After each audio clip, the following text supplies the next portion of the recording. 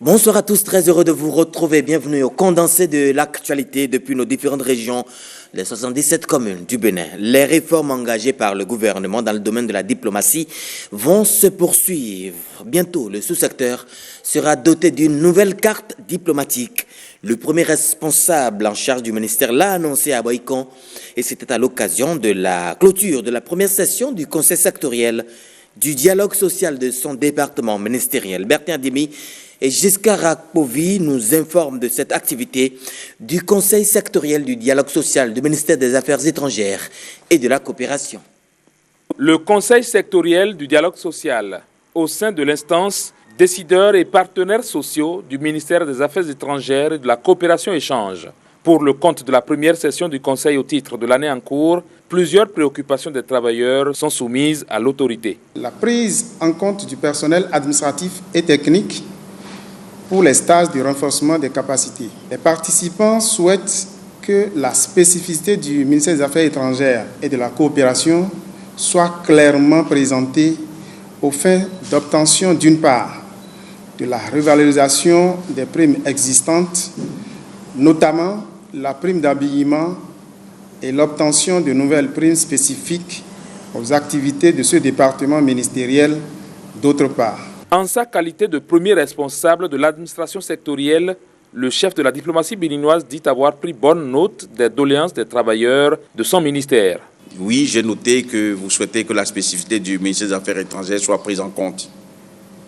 Oui, j'ai noté aussi que vous voulez que nous essayions de voir avec ces nouveaux statuts ce que l'on peut faire pour faire en sorte que les conditions de vie, les conditions de travail des fonctionnaires s'améliorent. Je peux vous dire, et vous pouvez compter sur moi, tout ce que l'on peut faire pour que les conditions des gens s'améliorent, moi je suis prêt à le faire. En vue de faire des progrès qualitatifs au niveau de la gestion de la diplomatie béninoise, le chef de l'État a instruit le ministre des Affaires étrangères à l'effet d'opérer quelques réaménagements. Profitant de la présente session du Conseil sectoriel du dialogue social, Aurélien Agbenossi en parle à ses collaborateurs qu'il convie d'ailleurs à épouser les réformes en cours et même d'autres en vue. Je peux vous annoncer un certain nombre de mesures qui vont venir. Nous allons, dans certains cas, devoir fermer certaines représentations. Pourquoi? Parce que c'est de l'argent, notre argent que nous dépensons dans l'économie des autres. Et ne rapportons pas forcément quelque chose pour nous permettre d'avancer. Donc maintenant, nous allons avoir des ambassadeurs résidents. Pour le moment, nous n'avons pas les moyens de tenir, de soutenir la carte diplomatique que nous avons. C'est ça la vérité. Il faut dire les choses au calme. Moi, je ne vais pas tourner autour du pot. Nous n'avons pas ce moyen-là. Donc, ce que je veux vous dire, nous allons avoir de nouveaux modèles de représentation dans le monde. Je ne dis pas qu'on n'aura plus d'ambassade, ce n'est pas vrai. Donc, c'est dans cela que le Conseil du dialogue social, pour moi, est un outil important. Le monde entier fait face actuellement à des mutations profondes, parfois contraignantes. Notre pays ne saurait se soustraire de cette dynamique, estime le ministre des Affaires étrangères et de la coopération.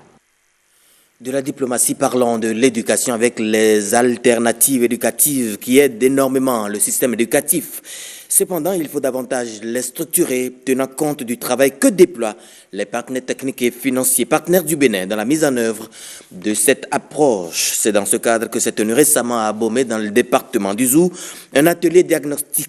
Bertin Adimi, Giscard Rakpovi ont pu rencontrer, puisque c'est d'eux qu'il s'agit, quelques enfants qui n'ont pas eu la chance d'être scolarisés.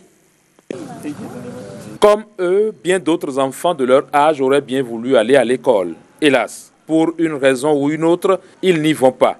Et pour leur offrir une seconde chance, des partenaires techniques et financiers développent à leur profit des alternatives éducatives. D'un partenaire à un autre ou d'une zone d'intervention à une autre, ces offres varient, ce qui pose parfois un problème de coordination.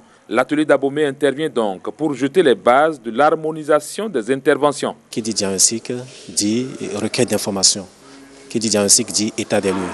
Nous invitons les acteurs qui expérimentent les alternatives éducatives, les responsables au niveau des départements qui s'occupent de l'éducation, les élus locaux. Donc tout cela qui peut vraiment nous fournir des renseignements par rapport aux forces, aux faiblesses et aux opportunités, aux menaces et autres difficultés qu'ils rencontrent dans le cadre donc, du développement de ces alternatives. Les alternatives éducatives contribuent pour beaucoup à l'amélioration du système éducatif. La tenue d'un atelier diagnostique sur l'approche est donc salutaire. Dans toutes les communes du Zou, par exemple, il y a ce problème-là qui se pose. La commune de Ouenki, par exemple, vous savez que c'est une commune rurale. Vous prenez, n'est-ce pas, la commune de Didja, c'est une commune rurale. Et ce problème-là, cette situation se pose, n'est-ce pas, avec acuité. Donc, c'est une opportunité afin que nous puissions trouver les voies et moyens pour la mise en œuvre efficace, n'est-ce pas, de cette initiative. Que le gouvernement veuille avoir un œil dans la façon dont l'initiative se mène, cela réjouit à plus d'un titre. C'est heureux pour nous que maintenant l'État s'est concentré davantage avec ce gouvernement qui est en place pour penser une stratégie et organiser le secteur, le sous-secteur éducation alternative. Ça veut dire que là maintenant, nous sommes davantage renforcés, nous sommes davantage rassurés. L'atelier diagnostic d'Abomey n'est donc pas un atelier comme les autres. C'est pourquoi le préfet du Zou exhorte les participants à se surpasser aux besoins dans les propositions à faire. Une phase sensible et très déterminante pour la réussite du reste du processus et pour la qualité du document attendu. Mesdames et messieurs, au regard de votre nombre, mais surtout de vos qualités, je sais savoir compter sur vous, chacun de vous d'ailleurs, pour que de cette assise sorte une riche et abondante moisson qui servira aux techniciens à élaborer pour notre système éducatif une robuste, riche, ambitieuse, mais réaliste stratégie nationale de renforcement des alternatives éducatives. Après Abomey, d'autres régions de la partie méridionale de notre pays accueilleront le même atelier. Un atelier qui se justifie surtout que les résultats aux différents examens connaissent une performance à nul autre pareil. Les responsables du Conseil national du dialogue social, CNDS, étaient allés présenter les textes de l'organisation aux différents patrons des structures sous tutelle des ministères opérant dans le département de Lomé. La rencontre s'est déroulée en milieu de semaine à la préfecture de Porto-Novo. Ici, Guillaume Avienou et Brice Ongbo reviennent sur les conditions de présentation des 10 textes. C'est en pleine conférence administrative départementale que les responsables du CNDS, le Conseil national du dialogue social, ont présenté les textes régissant l'organisation et le fonctionnement du dit Conseil. Le Conseil est appelé à se décentraliser, il doit avoir le démembrement de notre structure, tout ça. Et il faut préparer les gens, il faut que les gens sachent ce que ça recouvre, la mission du Conseil, sa composition, ses objectifs, et ainsi de suite. Donc nous sommes venus rencontrer la CAD, la conférence administrative départementale, pour leur expliquer un peu ce que nous faisons, ce que nous avons fait jusque-là. Ça fait 2 ans que nous existons, nous avons fait du chemin, bon, donc nous avons parcouru tout ça. Ils nous ont fait part également de leurs préoccupations après notre exposé et des réponses leur ont été apportées et je pense que c'est un peu ce que je peux dire. Le Conseil national du dialogue social est chargé de la mise en œuvre de la Charte nationale du dialogue social. L'organisation sert d'interface entre les travailleurs tant du public que du privé et l'État. Le Conseil annonce déjà être à pied d'œuvre pour une rentrée scolaire apaisée.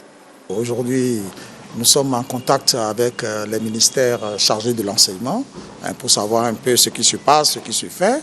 Et si nous avons des conseils à leur donner, on le fait. Les syndicats également, on ne les oublie pas. On est avec eux d'ailleurs. Ils sont partie intégrante de la charte. Ils sont au Conseil national du dialogue social. Et puis bon, nous travaillons déjà par rapport à la rentrée prochaine. La séance de vulgarisation des textes du CNDS en cours à Porto-Novo pour le compte des départements de Lomé et du Plateau se déroule au même moment dans d'autres régions du pays. Et puisque nous parlons de texte, Alain Nkati, administrateur provisoire de la Chambre de commerce et d'industrie du Bénin, CCIB, il a rencontré en milieu de semaine les opérateurs économiques et autres acteurs commerciaux des régions de Lomé et du Plateau.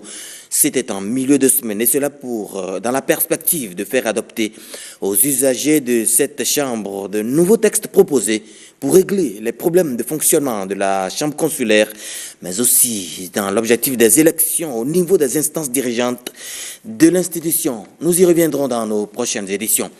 Ne quittez pas, nos programmes se poursuivent. Le prochain rendez-vous de l'actualité, c'est à 20h.